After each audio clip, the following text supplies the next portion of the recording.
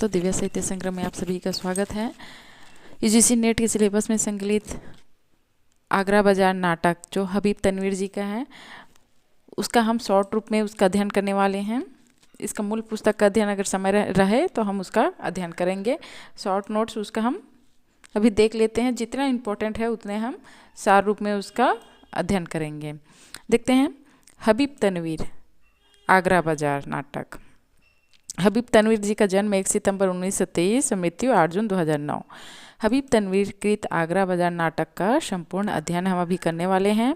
हबीब तनवीर का संक्षिप्त जीवनी देखते हैं। हबीब तनवीर का जन्म 1923 को रायपुर में हुआ था, जो अब छत्तीसगढ़ की राजधानी है। छत्तीसगढ़ की क्या है? राजधानी रायपुर है। वहीं हबीब तनवीर जी का जन्म हुआ था।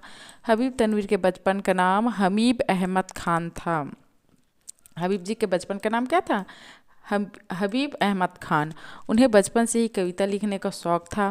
पहले वे छद्दम नाम से लिखना शुरू किए थे। याद रखिएगा मित्रों, पहले वे छद्दम नाम से लिखना शुरू किए थे, बाद में वह उनका पुकार का नाम बन गया। हबीब तनवीर भारत के सबसे मशहूर लेखक, नाट्य निर्देशक, कवि और अभिनेता थे। तनवीर हिंदुस्तानी रंगमंच के सलाका पुरुष कहे जाते हैं। याद रखिएगा मित्रों, हिंदुस्तानी रंगमंच के सलाका पुरुष किसे कहा गया है? हबीब तनवीर जी को। उन्होंने लोकधर्मी रंगकर्म को पूरी दुनिया में प्रतिष्ठित किया और भारतीय रंगमंच को एक नया मुहावरा दिया। उनकी कृतियाँ देखते हैं। मुख्य चर्चित नाटक है आगरा बाजार, जिसका अध्ययन हम अभी करने वाले हैं, जिसका प्रकाशन वर्ष है 1954। मिट्टी की गाड़ी 1958 ईस्वी, चरणदास चोर 1975। अन्य नाटक है आगरा बाजार 1954, शतरंज के मोहरे। प्रकाशन वर्ष के साथ नाटक उनके क्रम याद रखेंगे मित्रों कि सबसे पहला प्रकाशन किसका हुआ, उनका क्रम भी हमको व्यवस्थित रूप से करना है। लाला सोहरात राय 1954 में, मिट्टी की गाड़ी 1958 में, गांव का नाम ससुराल हमार नाम दमाद 1973 में, हिरमा की अमर कहानी उत्तर रामचरित 1977, पोंगा पंडित 1990, जिन लाहौर ने देखा 1990, कामदेव का अपना बसंत ऋतु का सपना 1993 में, द ब्रोकन ब्रिज 1995, जहरीली हवा 2002, राज रक्त 2006। हबीब तनवीर को चरणदास चोर नाटक के लिए 1982 में एडिनबर्ग इंटरनेशनल ड्रामा फेस्टिवल में पुरस्कृत किया गया था। कौन से उनको पुरस्कार दिया गया था? 1982 में एडिनबर्ग इंटरनेशनल ड्रामा फेस्टिवल में पुरस्कृत किया गया। नजीर अकबराबादी नजीर अकबराबादी 18वीं सदी के भारतीय शायर थे, जिन्हें नज्म का पिता कहा जाता था। कई बार प्रश्न कर चुका है, तो बारीकी से अध्ययन करना अत्यंत आवश्यक है। तो नज्म का पिता कहा जाता है। उनकी सबसे प्रसिद्ध व्यंग्यात्मक गजल बंजारा नामा है। वे धर्मनिरपेक्ष व्यक्ति थे। हबीब तनवीर ने नजीर अकबराबादी को प्रतिष्ठित करने के लिए आगरा बाजार नाटक लिखा था। हबीब तनवीर के शब्द हम देखते हैं। हिंदुस्तानी लहजे में बात करने का सलीका आज भी नजीर अकबराबादी से सीखा जा सकता है। नजीर फ़कीर और दरवेशों में आज तक मकबूल है। हबीब तनवीर के शब्दों में फिर, नजीर राह चलते नज़में कहा करते थे। छोटे पैसे वाले लोग तथा भिखारी अक्सर उनसे नज़मों की फरमाइश किया करते थे। वे उनकी बात कभी नहीं टालते थे। हबीब तनवीर के शब्दों में फिर देखते हैं। ये हकीकत है कि कलाम जिंदा जावेद है। ड्रामे के अंदर कलामे नजीर उस पहलू को उजागर करना चाहता था और उसी को मैंने अपना मौजू बनाया। नजीर उर्द नज्म के बाबा आदम है। आगरा बाजार नाटक का रचनाकाल है 1954। स्थान आगरा के किनारी बाजार का एक चौराहा। स्थान क्या है? किनारी बाजार का एक चौराहा। नाटक के 2 अंक हैं। नाटक में कितने अंक हैं मित्रों? मैंने पहले भी नाटक में आपको बताया है कि नाटक के में कितने अंक है, उसको तो याद रखना ही है। कितने दृश्य हैं इसके भी याद रखना अति महत्वपूर्ण है। उस नाटकों में दृश्य में कौन से स्थान लिया गया है, ये भी। हबीब तनवीर ने इस नाटक को 2 बार संशोधन किया, एक 1977 एवं 1989। इस नाटक का सर्वप्रथम मंचन 14 मार्च 1954 को जामिया मिलिया इस्लामिया के कला विभाग के खुले मंच पर किया गया था। इस नाटक का पुस्तक के रूप में प्रकाशन सन 1954 में आज़ाद किताब घर से हुआ था, जिससे 2 संबंधित संशोधित संस्करण सन 1970 सन 1989 में प्रकाशित हुए थे।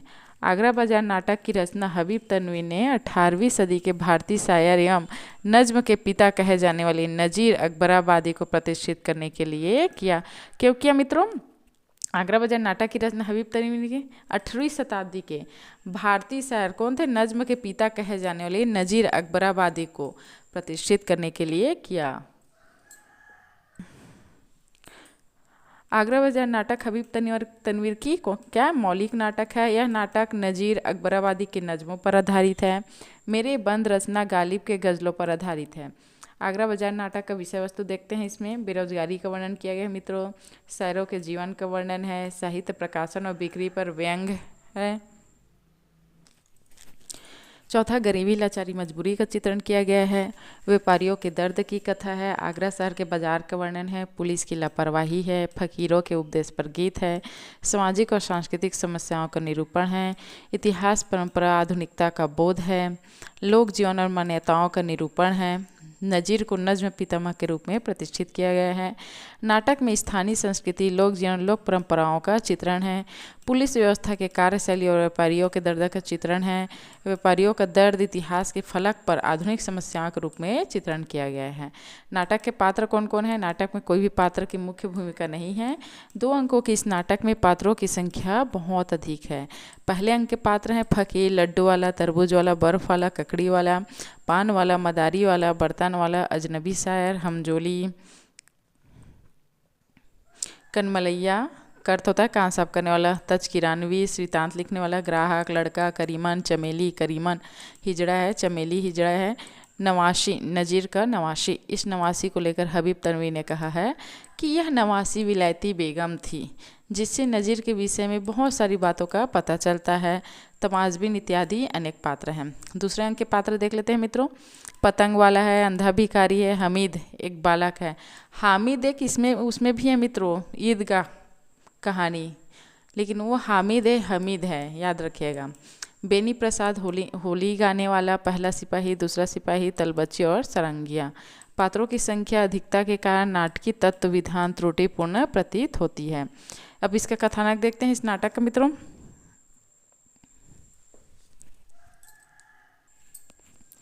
आगरा बाजार नाटक एक ऐसे ककड़ी बेचने वाली की कहानी है जिसकी ककड़ी कोई भी नहीं खरीदता है। जब वह अपनी ककड़ी नजीर अकबराबादी की कविताओं का वाचन करते हुए बेचता है तब उसकी ककड़ियाँ बिकने लगती है। नाटक का आरंभ 2 फकीर शहर स्वाब नगर की दुर्दशा का वर्णन करने वाली गीत गाते हुए प्रवेश करता है। एक फकीर कफनी पहने हुए, एक हाथ में कसकोल का अर्थ होता है भिक्षा पात्र, और तस्बीह का अर्थ होता है जपने की माला, और दूसरे फकीर के हाथ में डंडा और लोहे का कड़ा है। दोनों नज्म पढ़ते और ताल पर कड़े बजाते हुए बाहर चले जाते हैं। यह नजीर की कविता है। इस कविता में नगर के दुर्दशा का वर्णन है। नाटक फकीरों के गीत से शुरू होता है जिसमें आगरा बाजार की झलक है। सर्राफ बनिए जोहरी और सेठ साहूकार, देते थे सबको नकद, सो खाते हैं उधार। बाजार में खड़े उड़े हैं पड़ीस खाक बेसुमार, बैठे हैं यूँ दुकानों अपनी दुकानदार, जैसे कि चोर बैठे हो कैदी कतारबंद। इस एक नज्म से आगरा के बाजार का पूरा माहौल सामने आ जाता है, जिसमें किसी भी व्यापारी का कोई सामान नहीं बिक रहा है। रोजी की मार है और भयानक मंदी है। बाजार में विभिन्न प्रकार के चरित्र हैं।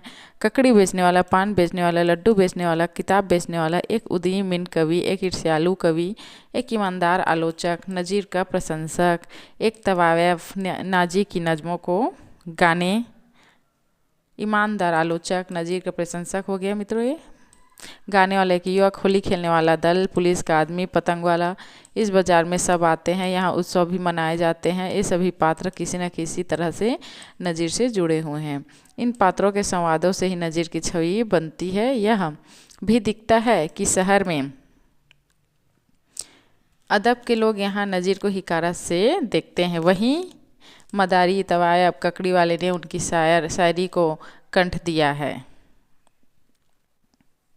बाजार में सभी दुकानदार कुछ कुछ बोलकर अपना अपना सामान बेचने का प्रयास करते हैं। परंतु सभी दुकानदार की स्थिति एक जैसी है, इनमें से किसी का भी सामान नहीं बिक रहा है। मदारी आता है, बंदर का नाच दिखाता है, सभी दुकानदार अपना सामान बेचने के लिए आवाज़ें लगाते हैं। इसी बीच मदारी वाला ककड़ी वाला पर क्रोधित होकर कहता है, तुम्हारे ककड़ी बेचने के कारण सभी लोग चले गए, जिससे हमें भी कुछ नहीं मिला। इसी बात पे आपस में लड्डू वाला, तरबूज वाला, ककड़ी और मदारी वाला के बीच कुछ कहा सुनी हो जाता है। इसी बीच नाटक में फ़कीर आता है, वह नज्म गाने लगता है।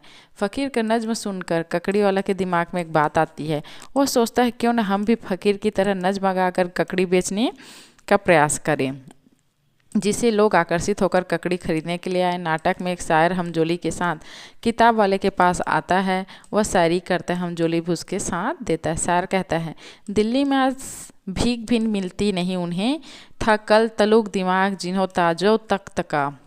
किताब वाला कहता है, वाह वाह वाह वाह, सुबह अल्लाह। इसी तरह की बातें चलती रहती है। उसी समय वृतांत लिखने वाला किताब की दुकान पर आता है। दुकान पर बैठकर वह सबसे बातें करने लगता है। ककड़ी वाले ने शायर हमजोली से कहा, कुछ नज्म हमारे ककड़ी पर भी लिख दीजिए, लेकिन उन लोगों ने इनकार कर उसे नज़ीर के पास जाने का सलाह दिया था। यहाँ पर शायर तजगिरा निवास से कहता है, यह गरीब सुबह से आपकी राह ताक रहा है कि आप आएँ तो आपसे 2-4 शायर अपनी ककड़ी पर लिखवाएं, लेकिन आपने उसकी बात का जवाब नहीं दिया। तजकिरानवीस कहता है, मैं वैसे से बात करके अपनी जुबान नहीं खराब करना चाहता। किताब वाला कहता है, क्या मियाँ आप भी मीर साहब के नक्शे कदम पर चल रहे हैं। उसके बाद ये चारों मिलकर किताब वाला, हमजोली, शायर और तजकिरानवीस की लंबी शेरो शायरी होती है।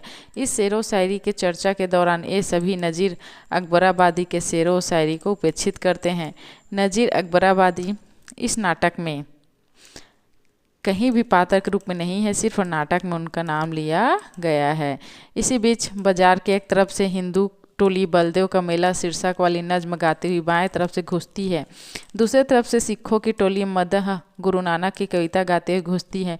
कहते नानक साह जिन्हें वह पूरे हैं आगाह गुरु, ओ कामिल रहबर जग में यूं रासन जैसे महागुरु। हिंदू टोली में गाना गाते हैं, क्या वह दिलबर कोई नवेला है, नाथ है, कहीं वह चेला है। ये टोलियाँ गाती हुई चली जाती है। तजकिरानवीस किताब वाला से कहता है, क्या ज़माना आ गया है, देखिए कि कुतुब खाने में फ़ारसी की किताबें गायब हो रही है, नस्र में उर्दू में ही लिखी जाती है। फिर कोई क्या तज़किरा लिखे और किस लिए। किताब वाला कहता है, खूब याद आया मियाँ नज़ीर में एक शागिर्द हाल में ही मेरे पास आए। उनकी नज़्म लेकर उन्होंने कहा, क्या मैं अपनी रसूख से उसकी साया प्रकाशित करवा सकता हूँ। अब भला बताइए कौन पढ़ेगा मियाँ नज़ीर का कलाम। यहाँ पर फिर से एक बार नज़ीर को उपेक्षित किया जाता है। इसी बीच यहाँ पर करीमन और चमेली दोनों हिजड़े बाजार में आते हैं। कौन? करीमन और चमेली दोनों कृष्ण के ऊपर गीत गाते हैं। ऐसा था बांसुरी का बजैया का बालपन, क्या कहूँ मैं किशन कन्हैया का बालपन। कौन गाते हैं? याद रखिएगा, करीमन और चमेली। इसी बीच में दरोगा आता है। दरोगा वहाँ पर बैठे लोगों से झगड़ों के विषय में पूछता है, यहाँ पर दंगा फसाद क्यों और किस बात को लेकर हुआ था। यह कहकर दरोगा सभी दुकानदारों पर 1-1 रुपये का जुर्माना लगा देता है। दरोगा बेनजीर के पास जाता है। दरोगा कितने रुपये का जुर्माना लगाता है? सभी दुकानदारों पर 1-1 रुपये का। नवासी इधर नज़ीर के नवासी दुकान पर आकर कहती है, चाचा नाना ने आम का अचार मंगाया है। पंसारी उससे पूछता है, कहाँ है मियाँ नज़ीर? शहर में। अंधेरा हो रहा है, उनसे कहो इस जुल्म पर भी एक कविता लिखे, बैठे बिठाए हम लोग पर 1 रुपया का जुर्माना हो गया। यह कहकर पंसारी अचार दे देता है। नज़ीर की नवासी अचार लेकर चली जाती है। बाद में फिर नवासी आकर पंसारी से कहती है, यह पढ़ लीजिए। पंसारी कहता है, सुनो मियाँ नज़ीर ने नई नज़्म भेजी है। पंसारी नज़्म पढ़ता है। फिर गर्म हुआ आके बाजार चूहों का, हमने भी किया ख्वांचा तैयार चूहों का। सरपाँव कुचल कूट के 2-4 चूहों का, जल्दी से कचमुर सा किया 4 चूहों का, जोर मज़ेदार है अचार चूहों का। वास्तव में पंसारी ने जो अचार दिया था उसमें चूहा मरा हुआ था। जब पंसारी खोलकर उसे देखता है तब उसमें से एक मरा हुआ चूहा निकलता है। यह देखकर सभी लोग वहाँ हंसने लगे। नज़ीर इस तरह के नज़्म लिखते हैं। वहाँ पर बैठे किताब वाले के साथ सभी लोग इस नज़्म को सुनकर हंसने और उनका मजाक उड़ाते हैं। किताब वाला कहता है, ताजुब तो इस बात की है कि मियाँ नज़ीर शरीफ घराने के आदमी है, जाहिल और गद्दार भिखारी की चीज़ें गाते फिरते हैं। यहाँ उन्हें अपनाने से ही अपने ख़ानदान वालों की इज्जत का तो ख्याल रखना ही चाहिए। तज़किरानवीस कहता है, साहब जिस शख्स की तमाम उम्र पतंगबाजी करने, मेले ठेले की सैर करने, आवारागर्दी और कमारबाजी अर्थात जुआ में गुजारी हो, उसे क्या शर्म है यार। तब शायर कहता है, सुना है अहदे शराब में आलम था कि बाजार के लौंडों के साथ गाते बजाते और कोठों के चक्कर लगाते थे। होली के दिनों में बाकायदा रंग खेलते और हर रस्म में शरीक होते थे। अब शाम हो गई, कोठे पर महफिल जमने लगी, बेनज़ीर का बाजार सजने लगा, वहाँ पर सुहादा आता था। इसी बीच तमाशबीन भी आ जाता है और फिर महफिल जम जाती है। यहाँ नज्म शुरू हो जाता है। बीच में दरोगा आता है। दरोगा बेनज़ीर के साथ मुलाकात करना चाहता है, किंतु बेनज़ीर मना कर देती है क्योंकि वह पहले से ही किसी सौदा को टाइम दे देती है। यहाँ बेनज़ीर के कल आने के लिए कहने पर सहमति भरते हुए दरोगा चला जाता है। यहाँ फिर फ़कीर आते हैं और एक नज्म गाते हैं। पैसे ही का अमीर के दिल में ख्याल है, पैसे ही का फ़कीर भी करता सवाल है, पैसे ही रंग रूप है, पैसे ही माल है, पैसे न हो तो आदमी चरखे की माल है। यहीं पर नाटक का पहला अंक समाप्त हो जाता है। कितने अंकों का नाटक है मित्रों? आगरा बाजार 2 अंकों का। दूसरा अंक प्रारंभ हो रहा है। नाटक के दूसरे अंक में फ़कीर बंजारा नामा गाते हुए आते हैं। याद रखिएगा मित्रों कि दूसरे अंक में क्या बंजारा नामा गाते आते हैं। टुक हिरसो हवा को छोड़ मियाँ, मत देश विदेश फिर मारा, कज्जा कजल का लूटे हैं दिन रात बजाकर नक्कारा। क्या बाधिया भैंस बैल शूटर, क्या गोई पल्ला सरभारा, क्या गेहूँ चावल मोट मटर, क्या आग धुआं क्या अंगारा, सब ठाट पड़ा रह जावेगा जब लात चलेगा बंजारा। फ़कीर गाते हुए चले जाते हैं। सुबह हो गई, कुछ दुकानदार आ गए हैं। कुछ दुकानदार अपनी दुकान खोल रहे हैं। फेरी वाले आवाज़ लगा रहे हैं। किताब वाले का भी दुकान खुल गया है। किताब की दुकान पर शायर आते हैं। किताब वाला शायर से कहता है, चौधरी गंगा प्रसाद साहब ने कुछ और कहा है आपसे। शायर कहता है, उन्होंने इशारे में बात की, मैं समझ गया था कि यह मौका मुनासिब नहीं है। असल में शायर की यह इच्छा थी कि उसकी एक किताब छपकर प्रकाशित हो जाए और उसकी कुछ पेशगी किताब वाला दे दे। तब किताब वाले ने उसे चौधरी गंगा प्रसाद साहब के पास शायर को भेज दिया था। मेरे पास सामर्थ्य नहीं है, आप चौधरी गंगा प्रसाद के पास चले जाइए, वे आपके शायर के कायल हैं, शायद वे आपकी कुछ मदद करें। लेकिन उन्होंने भी इनकार कर दिया। इसी बीच पतंग वाला एक तोता का पिंजरा हाथ में लेकर गुनगुनाते हुए आता है और अपनी दुकान खोलकर गुनगुनाता है। पतंग वाला क्या गुनगुना रहे हैं देखिए, कुछ वार पैतरे हैं कुछ पार पैतरे हैं, इस आगरे में क्या क्या ये यार पैतरे हैं। हामिद एक बच्चा है, वह पतंग की दुकान पर जाता है। वह पतंग वाले से कहता है, कल कहाँ गायब हो गए थे? पतंग वाला बताते हुए कहता है, मैं तैराकी का मेला देखने गया था। हामिद उसके पतंग खरीद कर जाने लगता है। तभी किताब वाला उसे पकड़कर कुछ सुनाने के लिए कहता है। हामिद बड़े सुरीले ढंग में एक गज़ल सुनाता है। उसकी गज़ल सुनने के लिए भी सभी दुकानदार अपना दुकान छोड़कर उसके पास आ जाते हैं। राहगीर रुक जाते हैं। किताब के दुकान वाले के पास बैठा शायर कहता है, यह मियाँ नज़ीर की गज़ल है। हमजोली कहता है, भाई क्या कहने हैं हमें? मियाँ नज़ीर की इस कलाम की खबर नहीं थी। तज़किरानवीस भी वहाँ बैठा हुआ था। उसे बुरा लगता है और वहाँ से झुंझला कर चला जाता है। हामिद अभी गा ही रहा था कि किताब वाला कहता है, बस करो मियाँ, और भीड़ को देख कर कहता है, आप सब यहाँ क्यों जमा हुए हैं साहब? यहाँ कोई मदारी का खेल हो रहा है या प्रसाद बट रहा है? किताब वाले की बात सुनकर सभी वहाँ से चले जाते हैं। वहाँ सन्नाटा छा जाता है। किताब वाले के पास से शायर और हमजोली भी चल देते हैं। हामिद भी जाने लगता है। पतंग वाला हामिद को बुलाकर कहता है, सुनो मियाँ, पहले क्यों नहीं बताया यार कि तुम्हें मियाँ नज़ीर की कलाम याद है? हामिद कहता है, मैं तो पतंग खरीदने आया था साहब, शेर सुनाने की गरज से मैं नहीं आया था। पतंग वाला कहता है, अरे यार मगर यह तो जानते हो कितनी पुरानी याद है। अल्लाह है हमारे मियाँ नज़ीर, उनका कलाम सुनाना था तो हमारी दुकान पर बैठकर सुनाते।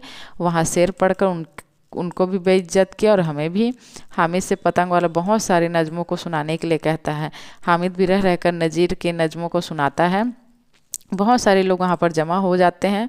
उसमें खोमचे वाला भी शामिल हो जाता है। फिर एक अंधा भिखारी कटोरा लेकर एक औरत के साथ आता है और वह भी गाता है। अंधा भिखारी, पहले नाव गणेश कलीजे शीश नवाए, जैसे कार सिद्ध हो सदा मुहूर्त लाए, खुशी रहे दिन रात वह कभी न हो दिलगीर, महिमा उसकी भी रहे जिसका नाम नज़ीर। इसी समय होली गाने वाले भी आते हैं। वे गाने लगते हैं, हो नाच रंगीली परियों का, बैठो गुलरू रंग भरे, कुछ भीगी तानो होली की, कुछ नाजो अदा के ढंग भरे। पतंग वाला कहता है, सुन लिया बेनी प्रसाद होली के मौके पर, इससे बेहतर नज्म और क्या हो सकती है। अब नाटक में दो सिपाही आते हैं, वह बेनज़ीर के कोठे के पास खड़ा होकर इंतजार करते हैं कि मजनू निकले तो उसे उठाकर वहाँ ले जाएं, क्योंकि दरोगा जी ने उन्हें बुलाया था। इसी बीच भी मदारी वाला भी आता है, वह भी अपने नज़में गाता है। इसके बाद ककड़ी वाला आता है और पतंग वाले से कहता है, ये मियाँ हजरत नज़ीर कहाँ रहते हैं, मुझे उनसे अपनी ककड़ी के ऊपर कुछ शेरो शायरी लिखवानी है। पतंग वाला नज़ीर का पता बता देता है, ककड़ी वाला नज़ीर के पता पर पहुंच जाता है। गंगा प्रसाद जो बड़े दुकान वाले हैं, वे पतंग वाले के दुकान पर आते हैं और उससे कहते हैं कि मैं तो अब उर्दू फारसी की किताबों से पार पा लिया हूँ। मैंने फैसला किया है कि दिल्ली से अंग्रेज़ी ज़बान में एक अखबार शाया करूँ। मैं आपसे यही कहने आया हूँ कि आप भी यह धंधा छोड़ दीजिए और अखबार रैसल के काम में लग जाइए। नया ज़माना है, नए ज़माने के मुताबिक रविश इख्तियार कीजिए। किताब वाले और गंगा प्रसाद के बीच लंबी बातें हुई। किताब वाले को गंगा प्रसाद समय देकर चले जाते हैं। इधर बेनज़ीर के कोठे से सोहदा नीचे उतरता है। सिपाही सोहदा को पकड़कर ले जाते हैं। उसे कहते हैं, कल यहाँ तुमने फसाद करवाया था, इसलिए चल साहब ने बुलाया है। ककड़ी वाला दाखिल होता है, उसका चेहरा खिला हुआ है, होठों पर गाना है। उसके पीछे बच्चे शोर मचाते हुए कतार में अंदर आते हैं। अब वह गा गा कर ककड़ी बेचता है। ककड़ी वाला, क्या प्यारी मीठी मीठी और पतली पतलियाँ हैं, गन्ने की पारियाँ हैं, रेशम की तकलियाँ हैं, फरहाद की निगाहें, सिरी की हंसलियाँ हैं, मजनू की सर्द आहें, लैला की उंगलियाँ हैं, क्या खूब नरमो नाजुक इस आगरे की ककड़ी, और जिसमें खस काफिर इस कंदरे की ककड़ी। इस तरह गा गा कर ककड़ी बेचता है। उसकी ककड़ी खूब बिकती है। इस तरह तरबूज वाला लड्डू वाला भी गाते हुए आते हैं।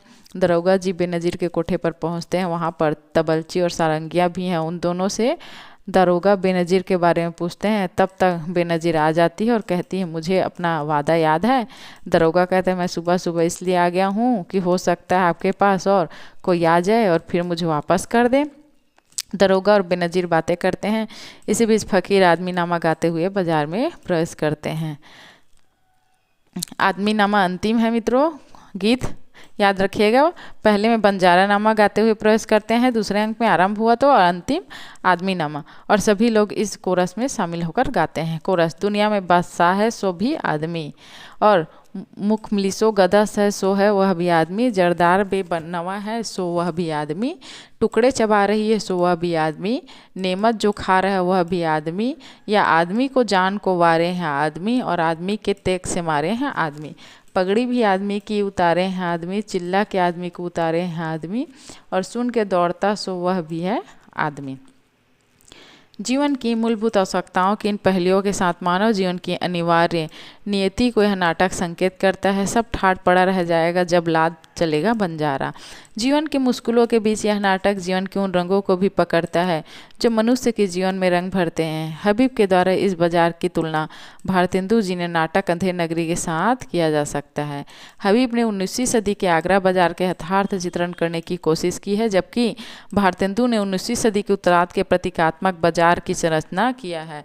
आगरा बाजार में मंदी है जहाँ कुछ नहीं बिकता, जबकि अंधेर नगरी के बाजार में सब कुछ बिकाऊ है। वो भी कितने में? टके शेर में बिकता था वहाँ।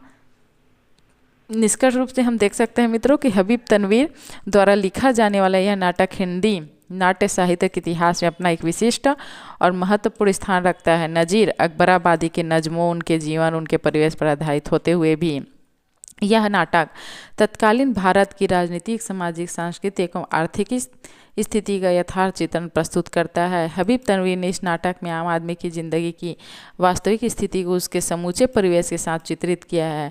हबीब तनवीर नाटकों को आम जनमानस से जोड़ने के पक्ष में थे, अतः उन्होंने लोक संस्कृति, लोक जीवन में रच बस कर एक अलग दृष्टि को विकसित करने का प्रयास किया है। आगरा बाजार उसी नई दृष्टि का परिणाम है। धन्यवाद मित्रों।